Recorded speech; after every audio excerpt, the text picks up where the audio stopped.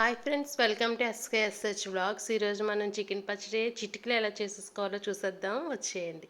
ముందుగా మనం ఈ చికెన్ పచ్చడిని చాలా ఈజీ వేలో చేసేసుకోవచ్చు. స్టవ్ వెలిగించి ప్యాన్ పెట్టుకొని ఒక పావు కేజీ చికెన్ తీసుకుని కడిగి శుభ్రం చేసుకుని ప్యాన్లో వేసుకోవాలి. ఇది బోన్లెస్ చికెన్, బోన్స్ లేవు. ఈ చికెన్లో ఉన్న వాటర్ అంతా ఇంకిపోయే వరకు స్టవ్ మీద సిమ్లో పెట్టుకుని ఉడికించుకోవాలి.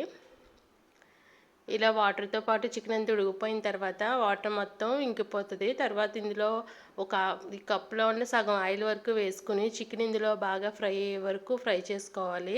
ఈ ఆయిల్తో పాటు చికెన్ కూడా ఫ్రై అవుతుంది.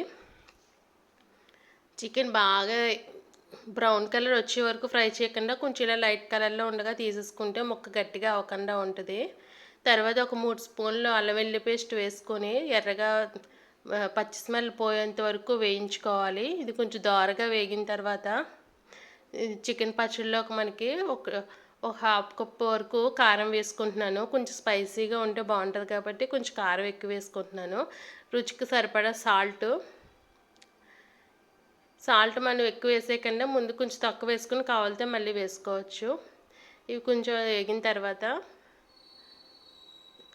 ముందుగా ఫ్రై చేసి పెట్టుకుని చికెన్ కూడా ఇందులో వేసేసుకోవాలి. ఇవన్నీ కొంచెం దగ్గరికి అయిన తర్వాత మిగిలిన ఆయిల్ కూడా వేసేసుకుందాం. మిగిలిన హాఫ్ కప్ ఆయిల్ కూడా పక్కన ఉంచాం కదా, ఆయిల్ కూడా వేసేసుకుని స్టవ్ ఆపేసుకుందాం. స్టవ్ ఆపేసుకున్న తర్వాత ఒక 2 స్పూన్లు గరం మసాలా పౌడర్ని వేసుకోవాలి. దీనికోసం ఎక్కువ స్పైసీగా ఉన్న పౌడర్ కాకుండా ధనియాలు, జీలకర్ర, లవంగాలు, యాలకులు, దాల్చిన చెక్క వీటిని కొంచెం దోరగా వేయించుకొని ఫ్రై చేసుకొని పౌడర్ చేసుకోవాలి. ఈ పౌడర్ని 2 స్పూన్లు పౌడర్ కూడా వేసుకోవాలి. ఇవన్నిటిని కలిపి చల్లారిన తర్వాత ఒక 3 నిమ్మకాయలను తీసుకుని జ్యూస్ తీసుకుని ఇందులో కలుపుకోవాలి. ఏమైనా సాల్ట్ కంటే తక్కువైతే మళ్ళీ అడ్జస్ట్ చేసుకోవద్దు. చాలా సింపుల్గా తక్కువ టైంలోనే చికెన్ పచ్చడి మనకి రెడీ అయిపోద్ది. ఇలా తక్కువగా ఒక పావు కేజీలో పెట్టి చూడండి, టేస్ట్ చాలా బాగుంటుంది. తర్వాత బాగా వస్తే మళ్ళీ ఎక్కువ మొత్తంలో పెట్టుకోవచ్చు.